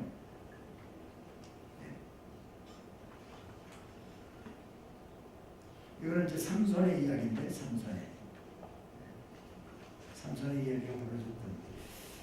자, 그래서 사사 시대가 이제 사사기가 마감이 되게 되는데요. 이제 룻기로 들어가겠습니다. 룻기에 보면은 룻기 1장 1절에 보면 이렇게 얘기하고 있어요. 성경에 룻기 1장 1절에 보면 사사들이 치리하던 때에, 그러니까 사사시대 때 있었던 이야기야. 사사시대 때 중간이었는지 뒷부분이었는지는 정확하게 얘기가 없지만 어쨌거나 룻기는 사사시대 때 있었던 이야기다. 그래서 사사시대 때 뭐냐면요, 이스라엘이 배교했잖아. 사사시대니까 이스라엘에 배교할 때, 이스라엘이 그렇게 하나님 없이 살고 여호와의 목전에 악을 행하고 하나님을 왕으로 섬기지 아니할 그때, 하나님은 그때에도 세우신 계획을, 하나님의 경륜은 이루어가고 계시는 것을 룻기를 통해서 우리에게 보여줘요. 그래서 믿음으로, 이방인까지도 믿음으로 나왔는데, 믿음 있는 자, 남아있는 자, 다 타락해도 남아있는 그를 통해서 하나님이 역사하시는 걸 보여주는 거예요. 근데 그 남아있는 자가 이스라엘 사람이 아니랄지라도, 이방인이라 할지라도 믿음이 있으니까, 믿음을 가지고 있으니까 하나님이 세우신 계획을 그를 통해서 이루어가고 있다. 룻이 바로 이방인이거든요. 모압 여인이잖아요. 그것을 보여주고 있다. 그래서 다윗의 계보를 하나님께서 창세기 3장 15절에 보면 메시아가 올 것을 아주 초창기부터 창세기에 벌써 예언을 했거든요. 사단을 발로 밟는 그러한 그 사람이 나올 것을 예언을 하고 있는데 그것을 다윗의 후손으로 오게 하는데 쓰임받는 사람이 바로 이방인인데 믿음 있는 자, 다 타락하고 다 하나님 없이 여기고 배교할 때에도 믿음 있는 남아있는 그를 통해서 일하고 계시는 것을 보여주고 있다. 근데 성경에 보면은 룻기에 기업 모르는 자라는 이야기가 많이 나와요. 기업 모른다. 기업을 모른다. 잃어버렸던 것을 되찾는 수단이에요. 네? 그래서 보세요. 고대 시대 때는요. 창세기 유다 이야기 같은 거 제가 안 하고 넘어갔는데 지금 여기서 해드릴게요. 자, 형제 가운데 아버지가 있고 아들을 쭉 있어요. 큰아들이 맏아들이 결혼해서 살았습니다. 아내하고 살다가 맏아들이 죽어.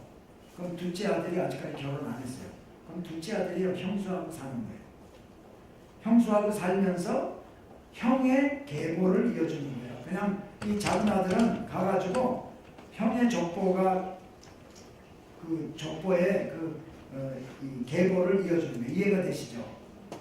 이게 기업 모르는 자예요. 그래서 신명기 25장 5절부터 10절에도 보면 형제가 동거하는데 그 중 하나가 죽고 아들이 없거든 그 죽은 자의 아내는 나가서 타인에게 시집가지 말 것이요 죽은 자의 아내는 딴 데 가서 시집가면 안 돼. 그 남편의 형제가 그에게로 들어가서 그를 취하여 아내를 삼아 그의 남편의 형제된 의무를 그에게 다할 것이요. 아이가 없을 경우에 아이 있으면 이미 그 자손이 있기 때문에 괜찮은데 자손이 없으면 동생이 형수하고 결혼해가지고 형의 아들을 낳아주는 거야. 네? 그래서 그 여인의 낳은 첫 아들로 그 죽은 형제의 후사를 있게 하여 그 이름을 이스라엘 중에서 끊어지지 않게 할 것이다. 이게 바로 기업 모르는 자인데 그것뿐만이 아니라 레위 땅 만일 너의 형제가 가난하여 그 기업의 얼마를 팔았으면 그 근족 가까운 친척을 얘기하는 거죠. 근족이 와서 동족에 판 것을 물을 것이고 물는 거는 갚아주는 돈 물러주고 다시 되찾는 걸 얘기해요. 만일 그것을 물을 사람이 없고 자기가 부유하게 되어 물을 힘이 있거든 그 판 대를 계수하여 그 남은 값을 산자에게 주고 그 기업을 그러니까 이스라엘 사람들은요 가난해가지고 내 재산을 뭐 이렇게 팔았어요. 집이라든가 이걸 팔았어, 땅을 팔았어요. 팔면은 자기가 나중에 돈이 생기면 그걸 되찾을 수가 있어요. 나 돈 도로 살 테니까 파세요 하면 팔아야 돼. 그리고 만일 내가 그걸 못하면은 내 가장 친한 친척이 나를 그렇게 해줄 수가 있어요. 사줄 수가 있어요. 되찾아 줄 수가 있어요. 가장 친한 친척이 먼저 우선권이 있어요. 그 이야기가 이제 성경에 룻기에 이렇게 나오는 거예요. 그래서 잃어버린 것을 다시 사거나 되찾는 수단이다. 그래서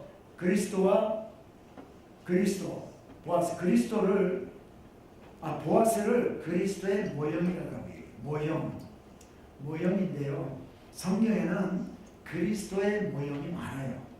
그러니까 다시 말하면 구약시대 때는 아직까지 그리스도가 안 오셨잖아요. 그러니까 그게 무슨 의미인지 몰라. 그런데 오늘날 신약을 사는 우리들은 구약 성경, 신약 성경 다 보니까 구약시대 때 이삭이 바로 예수님과 비슷한 모형이구나. 네? 순종하고 죽을 독자이면서 아버지가 바치려고 할 때 순순히 순종하고 죽으려고 했잖아요. 또 뭐 보아스가 왜 그러니까 보아스는 그리스도는 우리 인간의 죄를 물러주시 죄값을 치러주기 위해서 인간으로 오셨잖아요. 보아스는 나오미의 기업을 그러니까 다시 말하면 나오미의 기업을 잃어버린 걸 찾아주기 위해서 나오미의 친척이 돼. 나오미의 친척이라 해야 돼. 그리고 결국은 그리스도는 교회의 신랑이 되었고 보아스는 룻의 신랑이 되었어요. 그러니까 이걸 보니까 보아스가 이 룻기의 스토리의 보아스는 바로 예수님, 오실 예수님의 예표로 이런 이야기가 이렇게 주어졌구나 하는 것을 우리가 봅니다. 이런 거를 모형이다 그렇게 얘기하는데 성막도 예수 그리스도의 모형이고요. 뭐 이렇게 예수 그리스도의 모형이 되는 것들이 많이 있지만은 구약 시대 사람들은 그거 모르고 지나가는 거지. 네. 자, 그런데 자, 룻기 이야기를 제가 좀 해드릴게요. 룻기. 자, 룻기 1장 1절에 보면 베들레헴에 엘리멜렉이라는 사람이 살았어요. 그 엘리멜렉의 아내가 바로 나오미였어요. 그 아들에는 기련이라는 사람과 말론이라는 사람이 있었는데 이 두 아들을 데리고 이 베들레헴 아시죠? 베들레헴 이제는 기부가 예루살렘, 베들레헴, 헤브론, 브엘세바 이 베들레헴에서 살다가 여기가 가뭄이 들어가지고 기근이 들어서 먹을 게 없어. 그래서 땅 팔고 집 팔고 다 팔고 냉장고 팔고 다 팔고 이주를 하는데 어디로 이주하느냐? 모압 땅으로 이제는 모압 땅 하면 어디 딴 데 뭐 북쪽이나 이런 데 가서 찾으면 안 돼. 사해바다 동편에 에돔 모압이잖아요. 모압 땅에 이주를 해요. 이주를 해서 여기서 이제 살았는데 남의 나라 땅에 가서 사는 거죠. 쉽게 얘기하면. 그래서 모압 여인들 며느리를 삼게 됩니다. 두 아들 기럯과 말론에게 하나는 룻, 하나는 뭐죠? 두 며느리 이름 오르바. 지금 우리 집사람이 얘기했지. 그래서 제가 같이 비행기표를 데리고 줘가면서 같이 다닙니다. 그거 모르면 안 되지. 수십 번을 들었는데. 그래서 오르바와 룻을 며느리를 삼아가지고 했는데 여기 가가지고요 남편도 죽고 아들이 기럯과 말론 다 죽었어요. 그래서 오르바와 이제 룻, 나오미 여자만 3명 남은 거예요. 그래서 나오미가 어느 날 나 이제 고향 땅으로 돌아가려고 한다. 거기에 하나님이 그들을 권고해서 거기다가 비를 많이 내려줘서 아주 풍년이 들었다고 해. 나 여기 와서 이방 땅에 와가지고 아들 죽고 남편 죽고 너네들 데리고 내가 여기서 뭐 살겠냐. 내가 이제 난 고향으로 갈 테니까 너네는 집으로 가라. 친정집으로 가라 그랬더니요. 둘 다 안 가겠습니다. 어머니 나 우리 데리고 가세요. 그러다가 뭐 인사로 그랬겠지 처음에. 그러다가 그래도 막 보내니까 오르바는 돌아갔어요. 근데 룻은 안 갑니다. 안 가면서 나 어머니 가는데 따라가겠다고 그러면서 어머니의 백성이 내 백성이 되고 어머니가 섬기는 하나님이 내 하나님이 된다고 그런 얘기를 하는 걸 보면 나오미가 이방 땅에 있으면서도 신실한 하나님을 섬기는 하나님의 백성으로서의 삶을 사는 것을 봤어. 핍박 그렇게 많이 주고 시험에 노를 했으면 잘됐다고 떠나가지. 따라가겠어요? 그러니까 뭔가 그래도 크리스찬의 시어머니로서 본을 보이는 크리스찬은 아니지만 하나님의 백성으로서 아주 본을 보인 것 같아요. 그래서 따라가겠다고 해서 결국 따라갑니다. 따라가서 베들레헴에서 살면서 이 룻이요 다니면서 그림을 좀 보여드리면서 얘기합니다. 다니면서 여기가 이제 이스라엘 백성들의 그 보통 일반 사람들의 그 가정이에요. 들어가면 부엌이 있고 방이 있고 이렇게 있어가 여기다가 이제 수련 여행 같으면 여기다가 방을 하나 더 올려가지고 엘리사가 살도록 하고 그렇게 했죠. 그리고 여기는 나무를 이렇게 해가지고요. 거기다 갈대 덮고 뭐 흙도 덮고 해가지고 지붕을 하는 거예요. 예수님 당시에 보니까 중풍병 걸린 사람을 친구들이 데리고 가가지고 지붕을 뚫고 들어갔잖아. 콘크리트 지붕 같으면 뚫고 들어가나 못 뚫고 들어가지. 이런 데니까 뚫고 들어갈 수 있는 거예요.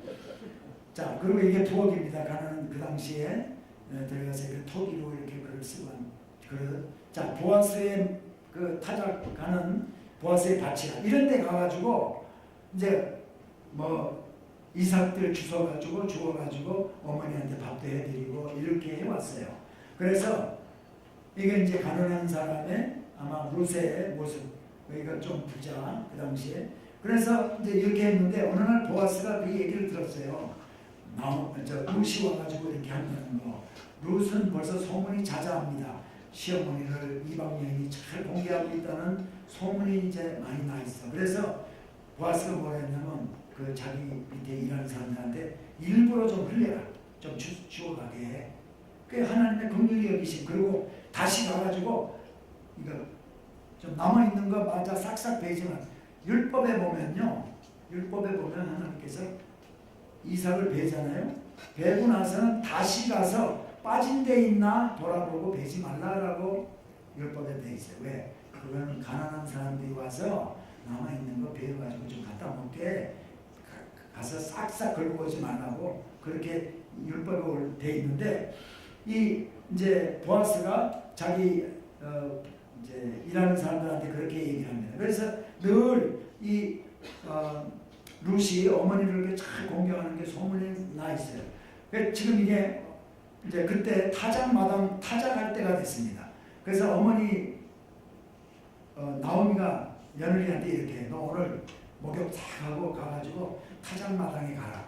오늘 보아스 집에 보아스의 밭에서 타작을 하는데 논에서 타작을 하는데 타작은 어떻게 하냐면 이렇게 베가지고 이삭이 이렇게 있으면 이렇게 이런 거 있죠. 이런 거 이게 나무거든요. 나무에 이렇게 돌이 오돌토돌 있는 게 돌 박혀 있는 거예요. 돌이 뾰족뾰족한 거 이 돌을 박아가지고 뒤집어가지고 굴리면 이삭과 쭉정이가 분리가 돼. 그러면 아까처럼 이렇게 삼지창 같은 거 가지고 하늘로 하면은 바람이 불어서 쭉정이는 날아가고 알곡 모아서 창고에 들이는 거예요. 이게 타작이에요. 그날은 축제입니다. 타작하는 사람, 농사 짓는 사람은 타작하는 날이 축제고요. 양치는 사람들은 양털 깎는 날이 축제예요. 나중에 다윗이 도망다니다가 자기가 돌봐줬던 사람한테 가가지고 양털 깎는 그때 뭐 먹을 거 좀 부하들한테 얻어오라 했다가 얻어오지 무시하고 그러니까 다윗이 화가 나가지고 칼을 빼들고 부하들과 가서 죽이러 이제 갔다가 아비가일이 미리 나와가지고 지혜를 발휘해가지고 뭐 마음을 이렇게 누그러뜨리고 하는 이야기가 나오잖아요. 그때는 양털 깎는 날이었고 이거는 보아스는 타작하는 날이에요. 타작하는 날은 그날은 축제예요. 그래서 뭐라고 그러냐면 어머니 나오미가 너 목욕하고 가가지고 축제를 하면은 그날 술 먹고 막 이렇게 할 거다. 야, 배를 이거 풀어놓겠네. 자, 그래서 축제는 이렇게 해요. 축제를 이렇게 하는데 축제할 때 술 먹고 이제 마당에 가서 들어놓으면 내가 보아스가 들어오는데 노젓가리, 그러니까 막 가마떼기 같은 거 덮고 잘 때 들어가서 발치에 가서 들어놓으라. 그러면 보아스가 네가 할 일을 알아서 해줄 거다라고 얘기를 합니다. 그래서 지금 딱 이불을 벗겨보니까 이불 속에 들어가서 있어. 얘가 룻이에요. 얘가 보아스고. 그래서 그날 가가지고 어머니가 시키는 대로 했더니 아침에 보아스가 술이 깨가지고 보니까 룻이 그렇게 있거든요. 룻에게 이제 곡식을 줘서 어머니가 서로 공명하라고 내가 이제 뭔 말인지 알아챘다 내가 감 잡았어. 내가 알아서 할게.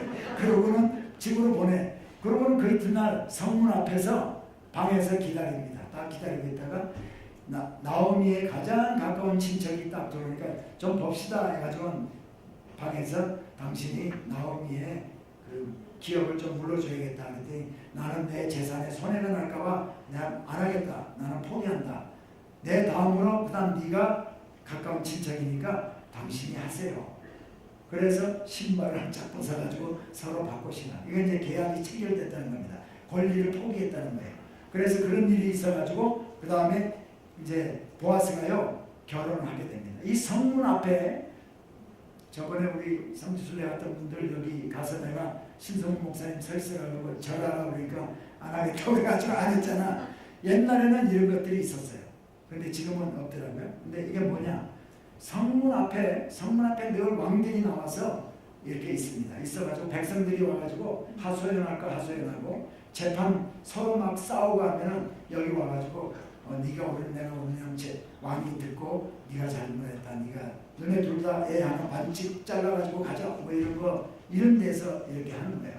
그것뿐만이 아니라 성문 앞에는 방이 있는데 그 안에서 중요한 계약들을 하고 이런 일들을 하거든요. 그래서 성문 앞에서 있었던 이야기들이 룻의 이야기가 이제 이런 방 안에서 이렇게 있었다는 거죠. 큰일 났네. 자, 오늘 여러분 아무래도 일찍 조금 끝내겠다. 예. 그래서요, 제가 차지를 이게 이상하게 돼가지고. 그래서, 결혼을 해서 보아스와 룻이 결혼을 해서 아이를 낳았어요. 오벳을 낳고, 오벳이 이새를 낳고, 2세가 다윗이었습니다. 그리고 다윗의 후손으로 1000년 후에 그리스도가 예수 그리스도가 태어나서 온 거예요. 자, 이 룻기를 통해서 우리가 기억할 것은 뭐냐면요. 하나님은 어떤 환경과 어떤 그 처지 가운데서도 하나님 세우신 계획은 꼭 이루어 가신다는 거예요. 하나님의 경륜은 하나님 꼭 이루시는데 누구를 통해서 그 일을 이루시는가 하니까 하나님은 믿음 있는 자를 통해서 이방인이든 인물이 잘생겼든 머리가 좋든 이게 상관하지 아니하고 믿음 있는 자를 들여서 하나님은 하실 일을 하신다는 것을 꼭 기억하시는 여러분 되시기 예수 축복합니다. 그래서 룻이 참 이방 여인이었지만은 어머니의 그 믿음을 보고 어머니의 하나님을 내가 하나님으로 섬기겠다라는 어머니의 신앙을 보고 와서 이방 나라에 있던 유다 땅까지 따라와 가지고 잘 섬기고 믿음을 지키는 것을 보고 하나님은 그를 통해서 보아스라는 사람과 맺어줬어요. 그 후손으로 오벳이 오고 오벳의 후손으로 이세의 후손으로 다윗이 태어나는 것을 보게 됩니다. 자, 제가 오늘 조금 일찍 끝내드리겠습니다. 이제 내일은 사사시대 마지막 때에 이스라엘 백성들이 우리에게도 왕을 주세요 해가지고 왕을 주게 돼서 사울이라는 왕을 주고 다윗이 왕이 되고 솔로몬이 왕이 되고 나라가 두 나라로 또 갈라져요. 여로보암과 르호보암으로 갈라져서 결국은 멸망을 당하게 돼요. 북왕국과 남왕국으로 이제 갈라진 그 나라들이 북왕국은 722 BC에 아수리아에서 멸망당하고요. 남왕국은 유다 왕국에 의해서 바벨론에 의해서 유다 왕국이 586 BC에 멸망을 당하게 되는데 멸망당하고 포로가 있을 때 있었던 이야기 다니엘의 이야기 에스겔 그리고 돌아와서 학개, 스가랴, 말라기, 선지가 또 얘기했던 것. 또 돌아온 이스라엘 백성들이 성전, 스룹바벨 성전을 세우고 예배를 확립하고 성벽을 다시 짓고 그런 그 후에 침묵 시기가 있다가 있는 가운데 침묵 시대 때 있었던 이야기와 그 다음에 그 배경하에 예수님이 태어나게 되시는 이야기 내일하고 모레 계속해서 하겠습니다.